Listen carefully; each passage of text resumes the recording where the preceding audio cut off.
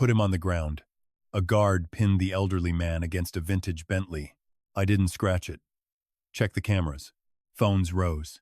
A woman stepped between them. Take your hands off him. The guard shoved her into a steel column. Her lips split. She stood again. Touch him again, and you go through me. Nobody recognized him as Arthur Vale, Sebastian Vale's father, the billionaire who ran Chicago's most feared syndicate. Before midnight, Sebastian would see the footage. Maya Bennett had come to the club to deliver a restored roadster. She should have handed over the keys and left. Her garage had cars waiting. A supplier was calling about an overdue invoice and a customer had delayed payment twice. None of that mattered once she saw Arthur's wrist bent behind his back. Maya had spent her life fixing damaged things. She never learned to walk past a broken thing. Instead, she found Arthur pinned beside a Bentley. Graham Pike, the club's security manager, pointed at a fresh scratch along the rear panel. He damaged a $200,000 car and tried to leave. Arthur shook his head. I was only looking at it. Maya wiped the blood from her lip. Then prove he did it. Graham glanced at her mechanic's shirt. This is a private club. I noticed. You don't know what happened. Neither do you. The police arrived 11 minutes later. The senior officer asked Graham one question. What evidence do you have? Graham pointed at the scratch. That's damage. I'm asking for evidence. They finally pulled the footage. 23 minutes before Arthur entered, a valet pushed a metal cart too close to the Bentley. One wheel caught. The cart swung sideways and scraped the paint. The valet froze, looked around and rolled the cart through a service door. 8 minutes later, Arthur entered. Both hands were in his coat pockets. He stopped several feet from the car and stared. That was all. Another camera confirmed it. Arthur never touched the Bentley. The valet was brought back. His face went pale. I thought nobody saw it. Maya looked at Graham. The accusation wasn't based on any evidence. It had come from convenience. The officer turned to Arthur. Why did you stop beside the car? Arthur looked at the Bentley. My wife had one. Same year, same color. His voice softened. She sold it before she got sick. The atmosphere shifted. Not because Arthur suddenly looked important, because he finally looked human to the people who had treated him like a problem. Graham cleared his throat. Mr. Vale, I apologize for the misunderstanding. Arthur said nothing. Graham turned to Maya. And I apologize to you. Maya looked at Arthur's wrist. Red fingerprints were already darkening beneath the skin. Don't apologize because the cameras embarrassed you. Graham stiffened. Excuse me? Fix why you thought you didn't need them. Arthur declined the club manager's offers. Outside, his driver was delayed. Maya checked his wrist. Can you move your fingers? Arthur flexed them. Yes. Any numbness? No. Good. He smiled faintly. Are you always this commanding? Only before lunch. Her garage was 3 blocks away. She told him he could wait there. Bennett Auto and Restoration occupied an old brick building. Half-restored cars sat beneath work lights. Arthur stopped beside a stripped-down Jaguar. You restore these? Most of them. And you own the place? Maya handed him coffee. Technically, the bank and I are in a committed relationship. He laughed. A stack of unpaid supplier invoices sat on a workbench beneath a socket wrench. Arthur noticed. Maya saw him notice. Coffee's free. Financial analysis isn't. I wasn't going to ask. You were thinking loudly. She cleaned the scrape across his knuckles and wrapped it. Arthur reached for his wallet. Maya shook her head. No. You took a hit because of me. I took a hit because somebody needed to stand there. That deserves something. No. Arthur studied her. Then what do I owe you? Nothing. She tossed the gauze away. That's the point. His driver arrived 20 minutes later. Before leaving, Arthur looked up at the faded sign above the office. Bennett Auto and Restoration. Then at the stitched name on her shirt. Maya. Maya Bennett. She looked up. That's me. Arthur nodded once, like he was placing the name somewhere he intended to keep. Maya watched the sedan leave and returned to work. She assumed the afternoon was over. She was wrong. That evening, Arthur sat across from his son and tried to hide the bruises around his wrist. Sebastian noticed them before dinner began. He did not raise his voice. He simply looked at his father's hand. Who touched you? Arthur exhaled. Then he told him everything. Not only about Graham, about the woman who stepped forward while everyone else chose to watch. 10 minutes later, security footage from the club played on a tablet. Sebastian watched Maya step between 2 guards and his father. He watched her hit the steel column. He watched her stand again. He replayed that part once. Then he paused the frame on her face. His chief of security waited. Sebastian asked one question. What is her name? Still confirming. Confirm it. A beat passed. Then he added, no intimidation, no visit from security, no one frightens her. His chief nodded. Across the city, Maya locked the garage, believing she had helped a stranger. She had no idea the stranger had already changed the direction of her life. And she had no idea Sebastian Vale was about to walk straight into hers. By 8 the next morning, Sebastian Vale knew 3 things. His father had been falsely accused. 2 guards had put their hands on him, and Maya Bennett had stepped into the middle of it without knowing who Arthur was. The footage played again in Sebastian's study. Maya moved fast. No hesitation, no glance toward the cameras. She saw an old man being handled roughly and made herself the obstacle. Sebastian paused the frame where her shoulder hit the steel column. His chief of security, Daniel Cross, stood across the room. We confirmed her identity, Maya Bennett, 36. She owns Bennett Auto and Restoration. No criminal record and no connection to the club before yesterday. Anything that suggests she staged the incident? Nothing. No lawsuits involving the club, no prior connection to your father, and no attempt to contact the press. Has she tried to learn who he is? No. Sebastian closed the file. That's enough. Daniel blinked. Sir? You verified the incident wasn't arranged. Stop there. There would be no search through her private finances, no questions to neighbors, and no men outside her business. Sebastian looked at the frozen image. She helped him because she thought he was alone. That appears to be exactly what happened. Then I don't need to turn her life inside out. Across the city, Maya was already arguing with a supplier. I said Friday. You said that last Friday. Then I'm becoming consistent. The supplier did not laugh. Maya rubbed her forehead. A transmission rebuild sat unfinished. A customer had delayed a $12,000 payment. Her landlord had emailed the new lease numbers before breakfast. A horn sounded outside. Arthur Vale climbed out of an old blue pickup. Maya stared. You own that? Good morning to you, too. That truck sounds like it's chewing gravel. I was told it was charming. You were lied to. He handed her the keys. Can you look at the brakes? Maya glanced at the packed schedule. Today? Unless you'd prefer I discover the problem at a red light. Keys. She lifted the truck and found the problem in 10 minutes. Pads are worn. One rotor is ugly, but not dead. Arthur leaned closer. Normal language? I can sell you everything and sleep badly, or I can replace what actually needs replacing. She wrote 2 numbers on the work order. This gets you safe. This makes everything pretty. Arthur studied them. I'll take safe. Good choice. While Maya worked, a woman in a nursing uniform pulled in with a minivan making a grinding noise. I know I don't have an appointment. I just need to know if it's safe. Maya wiped her hands. Give me 5 minutes. The front brake pads were nearly gone. The woman looked at the estimate and swallowed. I can't do all of that today. Maya pointed to 2 items. Then don't.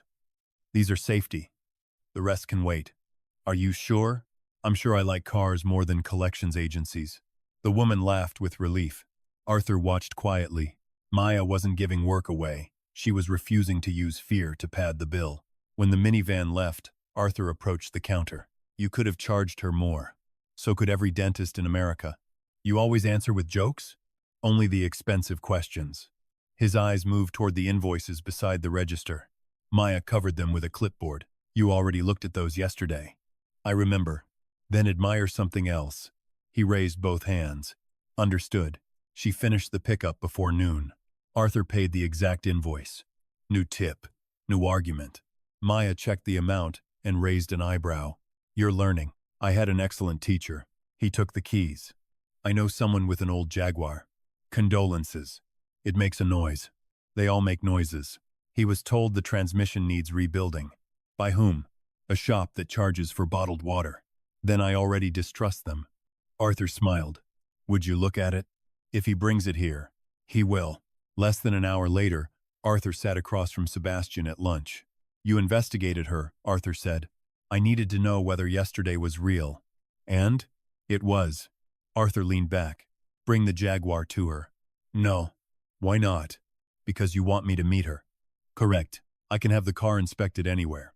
Also correct. Arthur smiled. So now we're both being honest. Sebastian looked out the window. For years, people had approached him already knowing what he owned and what he controlled. They arrived ready to ask for something. Maya Bennett had known none of it. That was why he found her interesting. He had spent years watching people become careful. It happened the moment they heard his last name. Voices softened, smiles sharpened. Requests appeared. Maya had done the opposite. Before she knew anything about him, she had already shown Sebastian the one thing money could never purchase. What she did when she believed nobody important was watching at all. The next morning, a black Jaguar rolled into Bennett Auto and Restoration. Maya looked up from beneath a hood. A tall man stepped out in a white shirt with the sleeves rolled up. He wore no tie, and no visible security followed him through the door. He looked around the garage once, taking in everything without appearing to stare. Maya wiped her hands on a rag. That yours? Unfortunately, she listened to the engine for 3 seconds. If that noise is what I think it is, you've been ignoring it for months. The man raised an eyebrow. Good morning to you too. Maya held out her hand. Kiss. For the first time in years, Sebastian Vale handed them over without asking a single question. Maya drove the Jaguar around the block once. When she returned, Sebastian was waiting beside the lift. Transmission? No. That's good news. It is if you enjoy saving money. She raised the car and pointed to a worn mount and loose linkage. Your transmission is fine. This is what you're hearing. Another shop told me it needed a rebuild. Another shop saw the car before they saw the problem. She handed him a flashlight. Hold this. Sebastian looked at it. Maya looked at him. You know which end makes light? I've been told. Excellent. You're qualified. He crouched beside her. Left. He moved the light. Too far. He moved it back. Good. See that? No. Perfect. We can start your apprenticeship from the beginning. Sebastian laughed. Not politely, actually laughed. Maya glanced at him. There, you do know how. She finished the inspection and wrote the estimate. The work order Arthur had arranged listed his own number and only one name for the driver. Sebastian. Sebastian read it twice. This is all?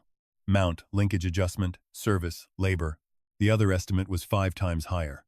Then frame it. It'll remind you to get a second opinion. You could have charged me more. And then you'd never come back.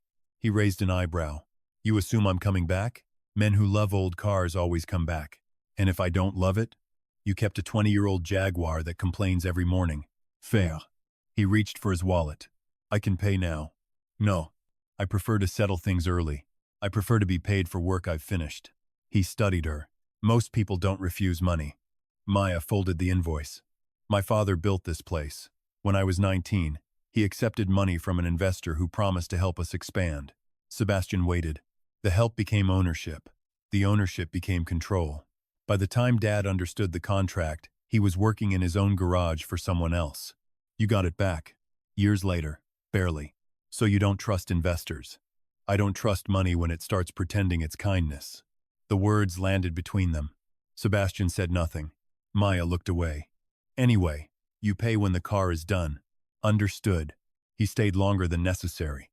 At first he watched. Then Maya handed him a wrench. You're not charging me for this, are you? You're saving me labor. Shouldn't I get a discount? Don't get ambitious. Men with expensive cars often entered her garage needing to prove they knew more than she did. Sebastian asked questions. When she corrected him, he did not argue. When grease marked his white shirt, he kept working. Arthur arrived at lunch carrying sandwiches. He stopped in the doorway. Sebastian was holding a drain pan while Maya worked beneath the Jaguar. Arthur smiled. I see you found the place. Maya slid out. You two know each other? Arthur has opinions about cars, Sebastian said. Many of them correct, Arthur replied. He handed Maya a bag. He also forgets to eat when he's interested in something. Maya looked between them. You're matchmaking with sandwiches. I brought turkey. Sebastian nearly choked on his coffee. Maya laughed. 2 days later, Maya took the Jaguar on a test drive with Sebastian in the passenger seat. The vibration was gone, but she kept driving past the usual turnaround. You missed the exit. I know. I'm listening. To the car? Mostly. He watched her work through the gears. What else? Maya glanced at him. You. People change when you walk into a room. Sebastian looked through the windshield. Maya did not push. She only said, whatever you're hiding, make sure it's worth what it costs when somebody finds out. Over the next 2 weeks, the Jaguar gave Sebastian reasons to return. He brought good coffee once. She made him drink the garage coffee instead. He came back because of a faint vibration at 60 miles an hour. It is serious, Maya said. Yes. You're running out of excuses to visit. He smiled. Wheel balance? Probably. Still, something did not fit. One afternoon, an angry supplier marched toward Maya's office. Then he saw Sebastian. His posture changed instantly. Good afternoon, sir. Sebastian looked at him. His stance became suddenly careful. I'll come back later. He left without raising his voice again. Maya watched the door close. What exactly do you do? Logistics. That answer sounded expensive. It usually is. People know you. Some do. From logistics? Sometimes. That's an impressively useless answer. It was accurate. She shook her head. You're either very boring or very dangerous. A faint smile appeared. Which would you prefer? Honest. For once, Sebastian had no answer. She let it go. The question stayed with her after Sebastian quietly drove away. She did not. She had asked him directly, and the answer mattered more than anything a search engine could tell her. Arthur arrived that Friday with a cream envelope. Maya groaned. If that's another bill, put it under the others. It's an invitation. Even worse, the Vale Foundation was holding a charity automobile auction. It was for rehabilitation programs serving families affected by serious traffic accidents. The auction was 4 weeks away. Maya put the card down. No, you haven't heard my argument. I don't own anything that belongs in a room with the word foundation in its name. Bring the roadster. She glanced toward the restored silver car beneath a cover. The owner already agreed to donate it to the auction, Arthur said. Let them see the work before it goes under the hammer. That changed her expression. I still don't belong at events like that. Why? Maya looked at the invitation. Rooms like that usually have someone whose full-time job is noticing I don't belong. Arthur smiled. Then make them work overtime. She laughed. Fine. Across the city, Sebastian learned she had accepted. Then Daniel Cross placed another name on his desk. Celeste Harrington. Foundation board member, major donor. Sebastian's former partner. She's been asking about Maya Bennett, Daniel said. Sebastian looked up. What is she asking? Why Arthur keeps visiting her. And why you've been spending time at her garage. Sebastian's expression cooled. Has she contacted Maya? Not yet. Keep it that way. But it was already too late. Across town, Celeste was staring at a photograph of Maya beside the silver roadster. Then she asked the question that would follow Maya into the auction. Who exactly is this mechanic? The ballroom was full when Maya arrived. Collectors moved between polished cars beneath crystal lights. Waiters carried champagne. Maya stood beside the silver roadster she had restored and adjusted the cuff of her dark suit. Just clean lines, low heels, and the same hands that had spent 3 months rebuilding the car beside her. Arthur found her first. You came. I said I would. You look terrified. I prefer professionally suspicious. He smiled. Sebastian is inside. Maya glanced toward the crowd. Of course he is. An auction coordinator hurried over. Miss Bennett. We need you near the stage in 10 minutes. Interest in the roadster is higher than expected. How high? High enough that you should breathe. For once, Maya forgot to be uncomfortable. People were looking at the car and the work she had put into it. No one was checking whether she belonged in the room. Then Celeste Harrington stepped beside her. She wore an ivory dress, diamond earrings, and a smile too precise to be warm. Maya Bennett. Maya turned. Have we met? No, but I've heard about you. That usually means I owe somebody money. Celeste's smile did not move. I heard about the automobile club. Maya's expression changed. What about it? Quite a remarkable introduction to the Vale family. Arthur had been pulled toward the stage. Maya looked at Celeste carefully. It wasn't an introduction. Of course. Celeste glanced toward the roadster. And now you're here. Arthur praises your work. Sebastian visits your garage. Maya Stefenet. If you have a question, ask it. Celeste stepped closer. Did you know who Arthur was before you played hero? No. Interesting. You don't believe me. I believe people are rarely as accidental as they pretend to be. Celeste lowered her voice. Some women spend years trying to get into rooms like this. You managed it in 6 weeks. Maya looked around. There it was. The same silence as the automobile club. Different clothes. Same spectators. I came because Arthur invited me. And Sebastian? What about him? Celeste smiled. How much did you know before you started letting him spend afternoons under cars with you? That landed harder than Maya expected because she did not really know. She still had no last name for him and no real answer about what he did, only logistics and expensive half-truths. Maya's voice cooled. You seem very interested in a man you say I'm using. Celeste's smile slipped. I'm protecting this foundation from opportunists. She lifted 2 fingers. A security supervisor approached. There's a credential issue, Celeste said. Verify Miss Bennett's access. Maya held up the invitation. It's right here. The supervisor barely looked. Ma'am, come with me. No. His hand closed around her elbow. Maya went still. 6 weeks earlier, guards had put their hands on Arthur because they had already decided what kind of man he was. Now another man had touched her for the same reason. A voice cut through the room. Take your hand off her.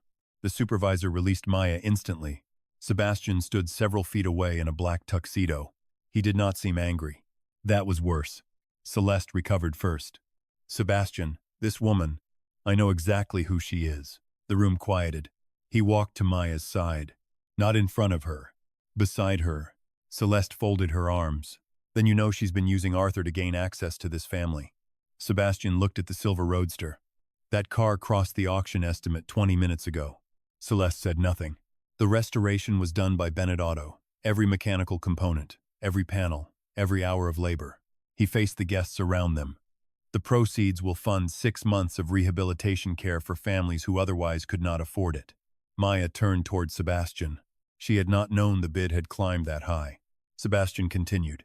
And 6 weeks ago, when my father was falsely accused and restrained in a room full of people, Maya Bennett was the only person who stepped forward. A murmur moved across the ballroom. Celeste's face changed. Your father? Arthur Vale. Now everyone understood. Sebastian's voice remained calm. She did not know his name. She did not know his company. She did not know who his son was. His eyes moved through the room. She saw an old man being hurt, and she decided standing alone was better than watching comfortably. Celeste looked at Maya. I didn't know. Sebastian turned to her. That was never the problem. A beat. You decided you didn't need to know. No one spoke. The supervisor stepped away. Instead, one word echoed in her head. Vale. A host near the stage approached. Mr. Vale, we're ready for you. Maya turned slowly. The host said it as if everyone already knew. Sebastian looked at her. Maya's voice was quiet. Vale? He did not dodge it. Yes. Her stomach dropped. Arthur Vale. Vale Foundation. Val Maritime. Sebastian Vale. The man who had spent 2 weeks in her garage holding flashlights and drinking terrible coffee was one of the most powerful men in the city, and he had known exactly who she was from the beginning. You knew, Maya said. Sebastian stepped toward her. Maya, you knew who I was. Yes. And you let me think you were some executive named Sebastian. I am an executive. She laughed once. No humor. That's what you're going with? Sebastian lowered his voice. Not here. You're right. Maya picked up her bag. Not here. Arthur saw her moving toward the exit. Maya. She shook her head. Not now. Sebastian followed as far as the ballroom doors. Then stopped. For the first time since he met her, Maya looked at him the way everyone else did. Not with fear. With distance. Sebastian realized hiding his name had cost him the one thing he wanted most from her. Trust. Sebastian found Maya outside beneath the stone awning. Rain had started. Maya. She kept walking. Please. That stopped her. She turned. You knew who I was from the beginning. Yes. I didn't even know your last name. I should have told you. You should have let me decide whether I wanted to know you at all. Sebastian did not defend himself. How did you find me? My father gave me your name. That isn't what I asked. He paused. I had you checked. Her face changed. Checked? Business records. Criminal history. Whether you'd contacted the press or tried to learn who my father was. You investigated me. Yes.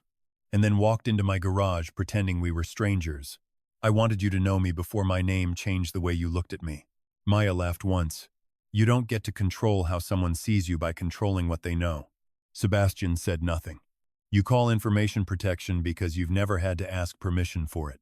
That landed because it was true. Sebastian had spent his life treating knowledge like armor. He knew who entered his buildings. He knew who called his family, who lied, who could become a threat. He had never considered what it felt like to be the person inside the file. I can handle a rich man, Maya said. I can't handle someone deciding what truth I'm allowed to have. She walked into the rain. Sebastian did not follow. 3 days passed. He did not call, send flowers, or leave a driver waiting outside Bennett Auto. Daniel Cross received one instruction. Close the file on Maya Bennett. Completely? Completely. No one follows her. No one watches the shop. And if she asks what we collected, she sees all of it. At the garage, Maya expected anger to fade. It did not. What faded was certainty. She missed him. Arthur arrived Thursday without sandwiches. I owe you an apology. Maya kept sorting invoices. You're a Vale. Apparently apologies come with meetings now. I deserve that. She finally looked at him. I liked you, Arthur said. I liked what happened when Sebastian was around you, so I started arranging things. The Jaguar. Yes. The auction. Partly. You both decided you knew what was good for me. Arthur nodded. Yes, I am sorry. He did not excuse it, and Maya noticed. I believe you. Does that mean I'm forgiven? It means I believe you're sorry. Arthur accepted it. The next attack came through a phone. A gossip account posted a photograph of Maya beside Arthur. The caption claimed an unknown mechanic had staged a rescue, befriended a billionaire's father, and gained access to the Vale Foundation. By noon, larger accounts had copied it. Someone posted only the first seconds of the club footage. The clip showed Arthur restrained and Maya stepping in. It omitted the valet and the camera angles that cleared Arthur. Comments flooded the garage page. They called Maya a scammer, a gold digger, and worse. 2 clients canceled. A third asked whether Bennett Auto was mixed up with organized crime. Maya stared at the screen. The rumor became real when a longtime customer walked into the garage holding his phone. Tell me this isn't true. Maya looked at the clipped video. It isn't. Then why is everyone saying it is? Because the whole truth takes longer than 12 seconds. She pulled out the incident report. You've trusted me with your cars for 7 years. Read what exists before you decide what you think. The customer stayed. 10 minutes later, he put his phone away. Keep my appointment. Maya nodded. One person was not a victory, but it reminded her that the truth did not need an army. Her phone rang. Sebastian. She answered.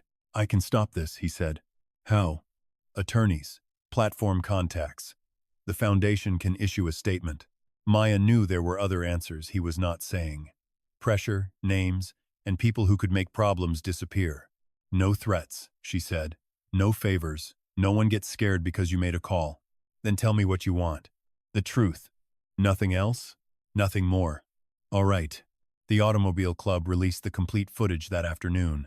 Arthur requested it publicly. The valet gave a signed statement confirming that he had caused the damage before Arthur arrived. The police report matched the cameras. Then Arthur stood outside Bennett Auto before reporters. She did not know my name. She helped me because I needed help. Maya spoke once. I saw 2 men hurting an old man. She looked at the camera. If his last name had been Smith, I would have done the same thing. The story began to turn, slowly and imperfectly. It was enough for people to look at the evidence instead of the rumor. Cancelled clients called back. The foundation suspended Celeste from her duties while it reviewed whether her office had been involved in the leak. Sebastian did not ask Maya to thank him. He had done exactly what she requested. Nothing more.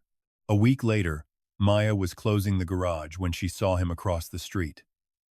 He was alone, with no car beside him, and no security at the door. He stood beneath a street lamp and waited. 5 minutes passed. Maya unlocked the side door. You're just going to stand there? Until you tell me I can come in.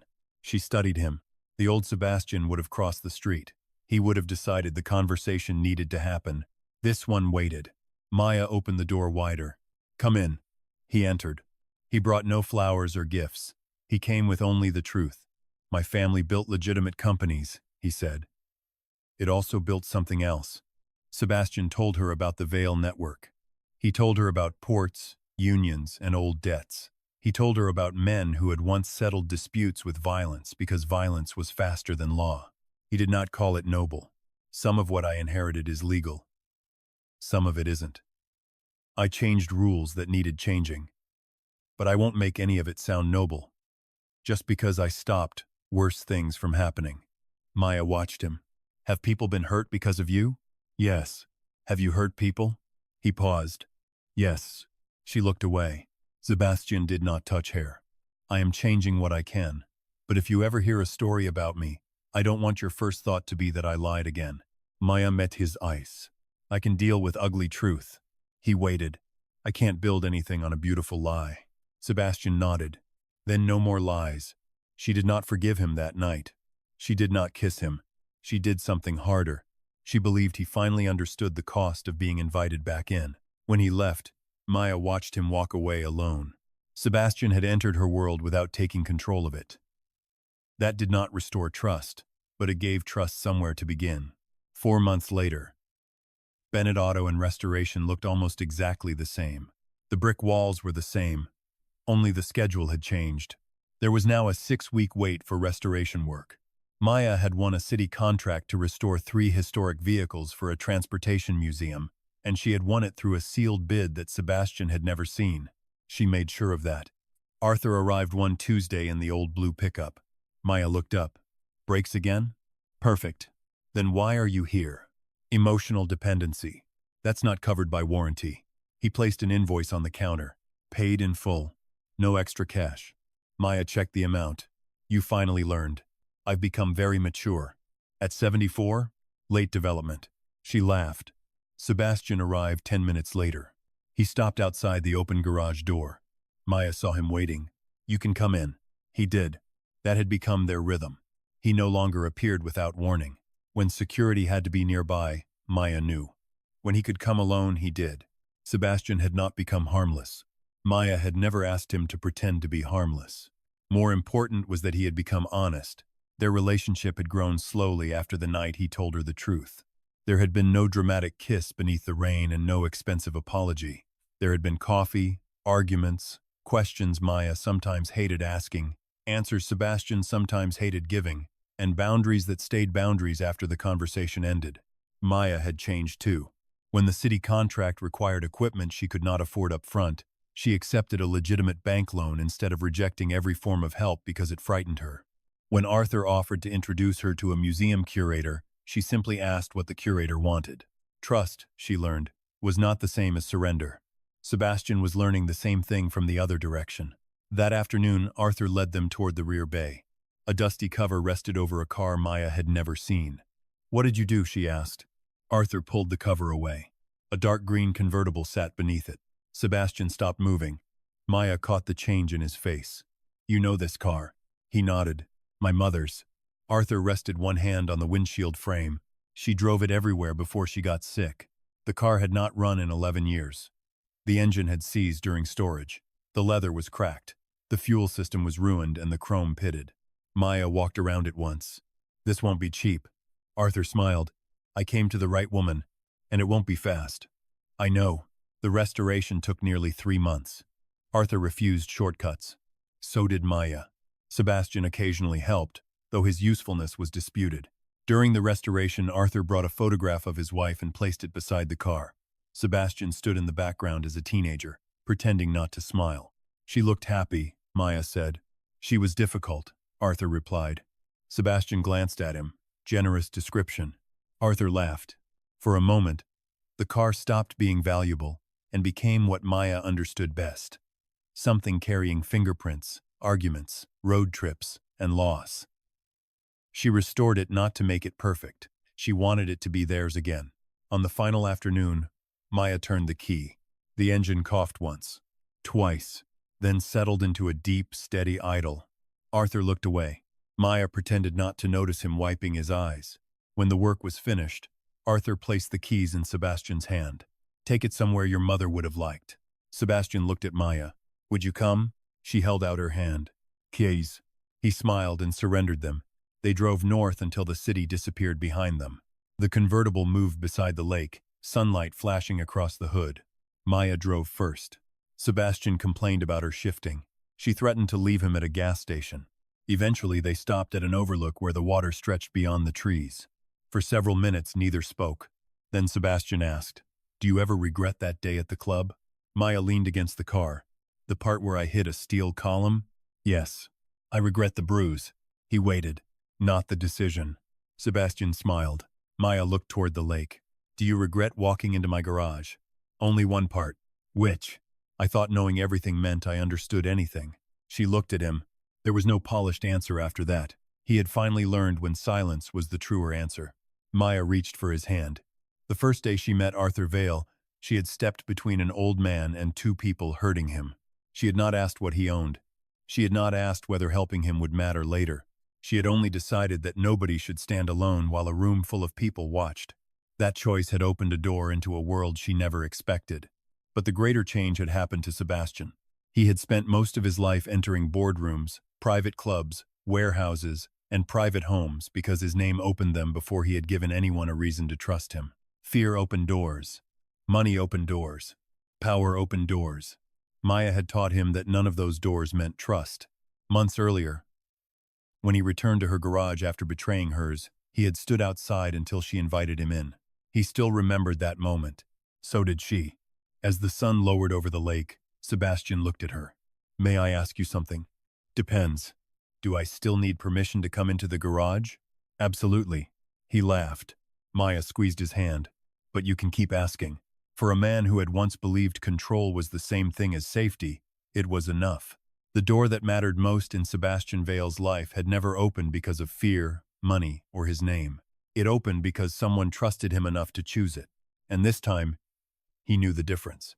If you were Maya, would you have given Sebastian another chance?